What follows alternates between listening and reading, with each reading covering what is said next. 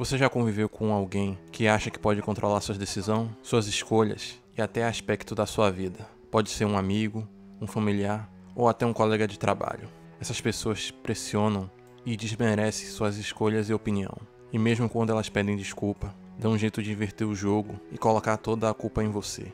Aqui quem vos fala é o Pragmático. E no vídeo de hoje eu vou te mostrar como controladores tentam influenciar sua vida e decisões.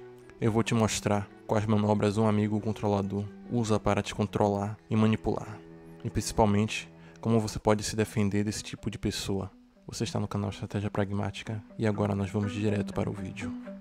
O vídeo de hoje foi baseado em um relato aqui no Reddit, que diz o seguinte: tenho uma melhor amiga que conheci desde o início do ensino médio. Sinceramente, é um relacionamento muito desequilibrado, em que ela controla grande parte das conversas, decisões e etc. Resumindo, ela tem uma personalidade muito controladora e dominante, o que me parece autoritário. Muitas de suas reações eram bastante inconsistentes e em momentos de necessidade, ela nunca estava lá para me apoiar. Por exemplo, quando eu disse a ela que estava me distanciando de um dos nossos amigos em comum porque não me sentia feliz, ela ficou do lado da amiga e me disse que eu era estúpido pelas minhas decisões e que tinha muito a aprender na vida. Ela também era incrivelmente controladora em muitos aspectos da minha vida. Por exemplo, ela me pressionou por 2 anos para fazer minha sobrancelha, porque elas eram espessas, o que eu achava horrível. Pensando bem, para combinar com a personalidade passiva que eu tenho, e acho que muito do comportamento dela quando éramos jovens, incutiu ainda mais a passividade na minha personalidade, porque eu simplesmente deixava as coisas acontecer, pois tinha muito medo de que algo acontecesse, ela dissesse algo, etc.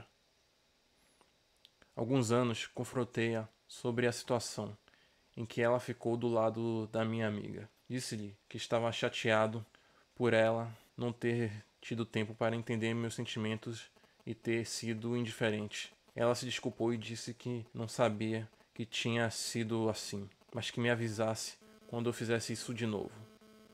Até hoje, ela nunca mudou muito desde aquele momento. Então, recentemente me encontrei com ela para conversar sobre isso e falar sobre meus sentimentos acumulados ao longo desses anos. Bem, como após o confronto inicial, ela entendeu o que eu disse e se sentiu mal por ter feito tudo aquilo no passado, mas continuou dizendo que gostaria que eu tivesse contado antes para que ela não fizesse tal coisa.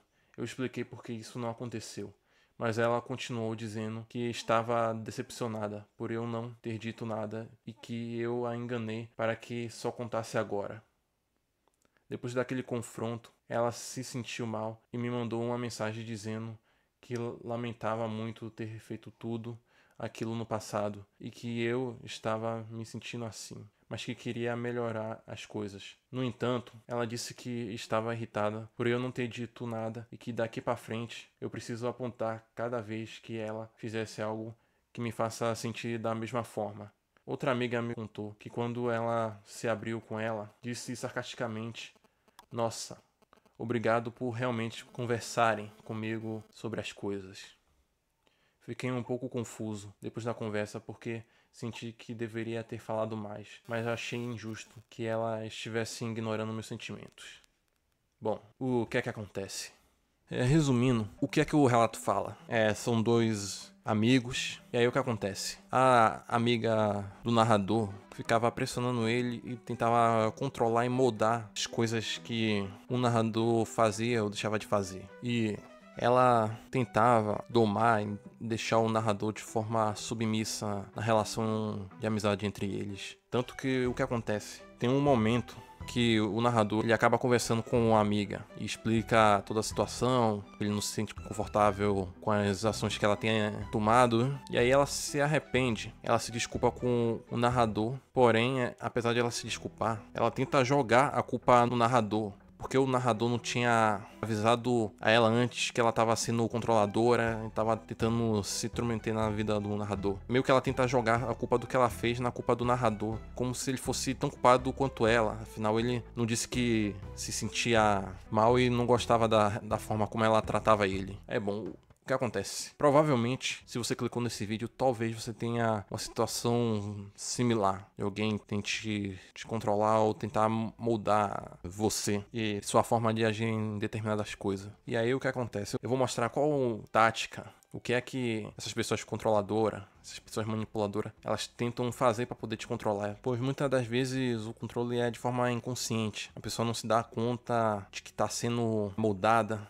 Isso serve tanto para o manipulador quanto para a pessoa que está sendo controlada. Meio que é como se fosse uma coisa por instinto. Poucas pessoas de fato fazem isso de forma totalmente consciente. E aí o que é que eu vou fazer é mostrar para você não só o que é que ela fazia para tentar moldar ele, como também vou mostrar o que é que ele poderia fazer para se defender em cada situação. Enfim, vamos agora passar para o mapa mental. Bom, como lidar com pessoas controladoras?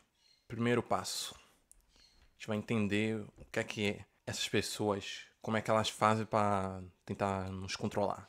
Primeiro a gente precisa entender como é que funciona para depois a gente tentar se defender. Vamos começar por aqui, o microgerenciamento disfarçado de conselho. O que é isso? Aqui. Microgerenciamento disfarçado de conselho. O que é isso? Qual que é a tática que é utilizada? O que seria exatamente esse tipo de coisa? Bom, como o nome já dá uma certa ideia, isso seria o seguinte, seria uma pessoa tentar moldar a forma como você vai fazer tal coisa, só que ele não vai estar mandando, dizendo, faça aquilo. Não, ele não vai fazer isso. Ele vai passar como se fosse um conselho, e a tática usada seria essa. Ela passaria para ele as coisas como se fosse um conselho. Ela tenta passar não como se fosse algo que ela quer, algo que ela deseja, mas sim como se fosse um conselho, como se fosse uma dica de amigo, sabe? E aí o que acontece? Insistência até a vítima ceder. Quando uma pessoa passa uma informação, só que a informação é passada como se fosse um conselho, acaba sendo mais difícil da pessoa descartar, porque você não tá vendo como uma maneira de tentar te controlar ou de a pessoa tentar impor a vontade na outra. E uma situação que mostra muito bem isso é no relato que a mulher que tenta controlar o narrador, ela fica insistindo por uns 2 anos para que ele fizesse a sobrancelha. Só que ela não tentava fazer isso de uma forma como se fosse um pedido, e sim como uma dica. Por isso que isso acaba sendo tão poderoso assim. E aí o que é que você pode fazer? A pessoa tá insistindo pra você fazer tal coisa, tal como foi a mulher que tentou controlar o dono do post. O que é que você pode fazer? Aqui. Você irá recusar o conselho e demonstrar falta de interesse. O que acontece? A princípio, você irá falar com ela. Obrigado pela sugestão e tal, mas eu não vou fazer isso, não tô com interesse em fazer o corte na sobrancelha, que foi o caso narrado no post. E aí, se a pessoa insiste, começa a persistir naquilo, no caso dele ficou uns 2 anos ela persistindo pra ele fazer a sobrancelha, né? Você vai começar a reclamar. Pô, de novo isso daí? De novo você ficar com essa agonia disso daí? Eu já disse que não, cara. Pô, isso daí já encheu minha paciência. Todo dia isso. Você irá reclamar. Porque aí a pessoa ficaria até sem graça. Se toda hora ela tá tocando esse assunto, aí você demonstrar que já tá de saco cheio, dizendo, pô, toda hora você fala disso. Isso deixa o controlador, no caso do relato foi uma mulher, isso daí faz com que ela acabe recuando. Se toda vez que ela insiste em conversar com aquilo ali, você demonstra não gostar, isso daí faz com que ela acabe tendo que recuar. Porque sempre que ela tenta passar essa informação, você tá cortando toda vez, você fica indignado. E traz uma sensação até mesmo de vergonha de ela tá te pedindo isso e toda hora você tá negando, reforçando que ela já disse isso várias vezes, e você negou e ela continua falando. Isso é uma das formas de tentar enfraquecer o controle dela, de ela aos poucos começar a recuar. Mas não para por aqui. Um outro passo que ela fez foi a invalidez da opinião. Porque o que acontece? O narrador ele não chegou a falar qual o contexto, mas ele estava querendo se afastar de um dos amigos dele, por N razões que ele não chegou a especificar. Só que o que acontece? A controladora, o que foi que ela fez? Ela não tentou sequer ouvir a opinião do narrador. E aqui o que acontece? Essa tática de ela não só não quis ouvir a opinião do narrador, como também ela minimizou, ridicularizando a opinião da vítima. Quando ela diz que o narrador é estúpido e fica do lado do outro amigo sem nem sequer saber a opinião do narrador, sem nem ela sequer ouvir o lado do narrador, isso de certa forma é uma maneira de acabar isolando o narrador. E o isolamento e a descredibilidade do narrador sendo anulada, isso faz com que o próprio comece a se questionar sobre se ele está certo mesmo. E isso, de certa forma, pode até mesmo, sem que ele perceba, o deixar mais passivo, o deixar mais, de certa forma, mais submisso. Quando não só a opinião dele é desconsiderada, como também ele é chamado de estúpido sem nem sequer poder dar a opinião dele direito. E aí, como é que você pode lidar com isso? Uso descontentamento. O que eu quero dizer? Você irá questionar o controlador falando da seguinte forma: pô, você me chamou de estúpido, você nem sequer ouviu a minha opinião para poder chegar e discordar. Aí você tentar anular o que eu falo, me chamando de estúpido, tentando diminuir minha opinião. Você não precisa escolher um lado, só precisa ao menos ouvir o meu ponto. Coisa que você nem sequer chegou a fazer. Mas aí você vai se perguntar: ah, mas se a pessoa continuar minimizando essa pessoa, até pelo relato, o fato de ela tentar se desculpar, que é o que eu vou abordar mais pra frente, mas tentar jogar a culpa no outro, mostra que, de certa forma, a pessoa fazendo essas outras coisas aqui, ela faria de forma mais instintiva. Então, possivelmente, isso ia fazer ela tentar ouvir, ou pelo menos isso faria o controlador, no caso a controladora, acabar refletindo sobre isso. E aqui, outro ponto é o reforço da submissão. O que é isso? Nessa etapa, provavelmente o controlador ou controladora irá testar até onde vai o seu limite, até onde você acaba cedendo as coisas para ela. O narrador ele não chega a dar tantos exemplos da controladora testando da paciência dele e tentando pedir tantas coisas assim, fora o exemplo da sobrancelha. Mas possivelmente ela deve tentar abusar e explorar desse cara. Uma prova disso é até mesmo ele acaba dizendo que não falava com ela porque tinha medo de como que ela poderia reagir. Quer dizer, ele tinha medo até de tentar conversar com ela sobre ela estar exagerando na convivência com ele. Possivelmente ela deve ter feito ele fazer muitas coisas, talvez coisas até que ele não queria fazer. E aí o que acontece? Como você poderia lidar com esse tipo de coisa? Você irá começar a praticar pequenas negativas. O que eu quero dizer com isso? O que é que você vai fazer? Durante a semana, você irá negar pequenos favores para ela. Ela vai te começar a pedir alguns favores ao longo do tempo e você irá negar esses favores. Você não precisa negar todos esses pequenos favores ou coisas que ela pedir. Você só precisa negar algumas coisas você faz, outras não. Aí você irá ver como ela irá reagir. Se ela ficará com raiva, se ela de alguma forma vai tentar recuar, ou o que é que ela vai fazer. Se ela agir com ira, com raiva, você até poderá mostrar esse ponto para ela, mostrando a reação desproporcional que ela tá tendo. E bom, a outra parte, a desculpa performática. O que acontece? No relato, quando ele toma coragem e acaba falando com ela sobre a forma como ela vem tratado ele, ela acaba se desculpando, né? Ela diz que se arrepende e tal. Porém, o que acontece? Vou mostrar aqui. Ela se desculpa, mas ela tenta passar a culpa no narrador. Ela culpa o narrador pelo fato de que o narrador ele demorou para falar do comportamento dela, porque o narrador não tinha avisado antes que ela estava sendo muito controladora com ele. E a próxima tática que ela usa é isso.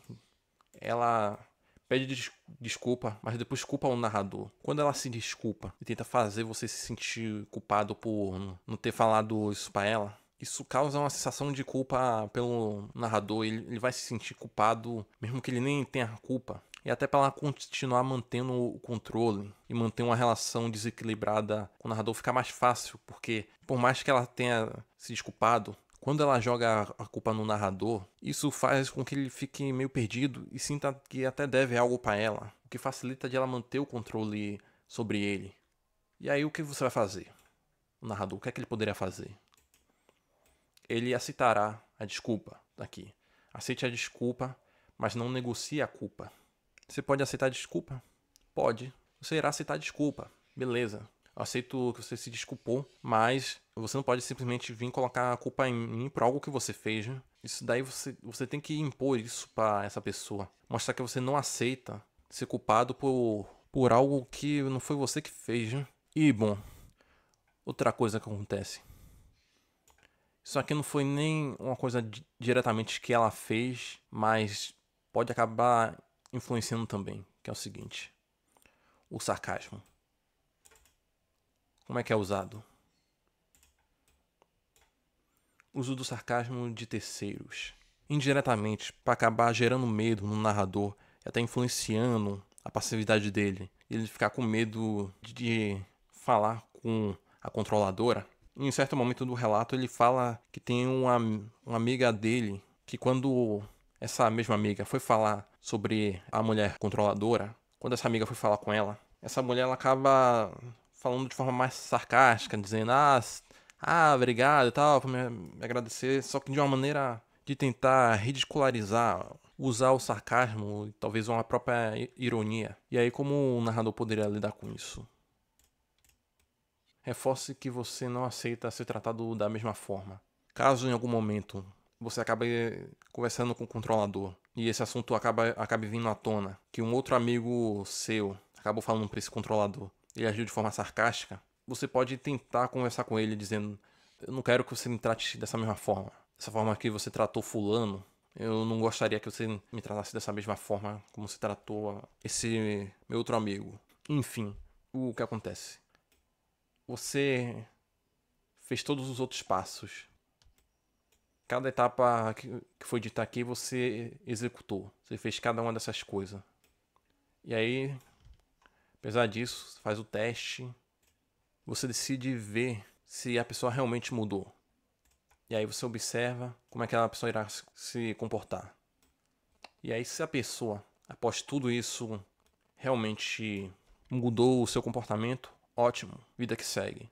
Agora, se mesmo depois de tudo, você decide ver se ele realmente mudou, você observa como o controlador irá se comportar. E se ele não muda, aí talvez, sendo bem sincero, eu recomendo até você tentar evitar o contato com essa pessoa. Você tentar cortar do seu ciclo. Se for algum familiar que familiar é mais difícil de se cortar, aí beleza, você pode tentar minimizar o contato, mas sendo um amigo que você pode evitar, eu acho melhor você evitar. Porque mesmo fazendo isso, mesmo fazendo os outros passos, não é garantia que de fato ia funcionar. Não é 100% de certeza porque as pessoas são seres emocional, pode-se dizer assim. Não existe uma ciência exata pela pessoa. Cada pessoa vai se comportar de uma forma diferente. Existem meios que você pode fazer, que pode moldar, mas mesmo assim não é garantia que de fato aquilo ali vai funcionar para aquela pessoa.